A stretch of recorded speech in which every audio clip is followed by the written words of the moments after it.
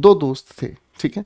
एक दोस्त की आंखों में दर्द हुआ, वो डॉक्टर के पास गया, उस डॉक्टर ने उसकी आंखों को चेक किया और उसको चश्मा लगा दिया। वो वापस आया, उसकी आंखें बिल्कुल अब ठीक थी, अब आंखों में दर्द नहीं था।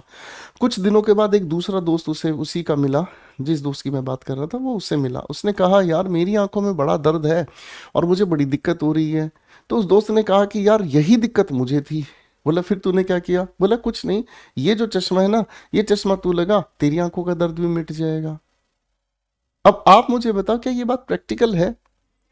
क्या ये बात प्रैक्टिकल है? क्या ये बात जस्टिफाइड है कि किसी दूसरे का चश्मा, जिसकी आंखों का नंबर, उसकी आंखों की परेशानी, क्या उस चश्मे को आप लगा सकते हैं? सोच के बताइए। ये तो बिल्कुल भी प्रैक्टिकल नहीं है, बिल्कुल भी पॉसिबल नहीं है। इसका मतलब हमें क्या समझ में आ रहा है? हम दूसरे की किताबों को, हम दूसरे टीचर की किताबों को ब्लाइंडली खरीद रहे हैं। हम ऐसी किताबों को खरीद रहे हैं जो किताबें टीचर्स ने नहीं लिखी हैं। हम ऐसी किताबों को ले रहे हैं जो हमने कभी सोचा ही नहीं कि उस टीचर ने कभी लिखी भी होगी या नहीं लिखी होगी। हम ऐसी किताबों के पीछे पड़ जाते हैं जो टीचर रोज, मैं किताबें बेचने आऊंगा हर रोज, हम किताबें खरीद रहे हैं उनकी। हम ऐसे टीचर्स के अलावा हम ऐसे यूट्यूबर्स के झांसे में आ जाते हैं जो कहते हैं जी हम आपको पूरा फ्री पढ़ाएंगे।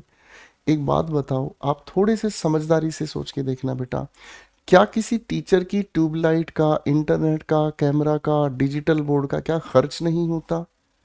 ऐसा कौन दानी होगा जो भाई इतना फ्री में ही सब कुछ कराएगा? सर एक टीचर का घर परिवार, उसके बच्चे, उसका जो जीवन जीने वाले सारे खर्चे, वो आप ही बच्चों की फीस से ही तो चलेगा। और ऐसा तो नहीं है कि ये 2025 में ही ऐसा हुआ है बाबू, इससे पहले तो गुरु दक्षिणा तो तब से चली आ रही जब से गुरु चेले का सिस्टम शुरू हुआ था। मेरी बात को ध्यान से समझने की कोशिश करना। तो दूसरों के बनाई हुई रणनीति, दूसरों की बनाए हुए सजेशंस को ब्लाइंडली जो फॉलो करते हैं, वो ऐसे ही कुएं में गिरते हैं। अब मेरी बात आप समझ गए? ब्लाइंडली फॉलो नहीं करना, आपको हमेशा ये समझना है कि ये जो इंसान बोल रहा है ये कितना प्रैक्टिकल है, उसके बाद आपको समझ आ जाएगा।